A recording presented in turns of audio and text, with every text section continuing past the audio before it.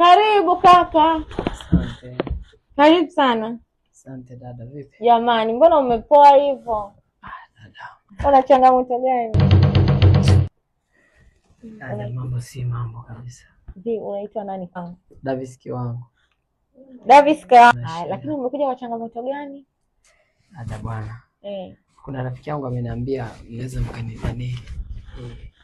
Tattoo? Tattoo. Tunafuta lakini kwa session Sawa. Inatoka kabisa dada? Inatoka. Yaani huyu.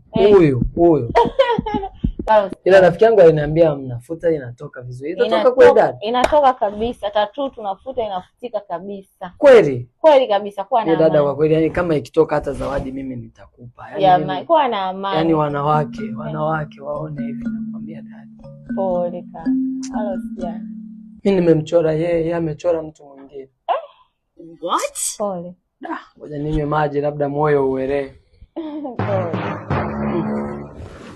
Kwa jamani. Mpo wanawake.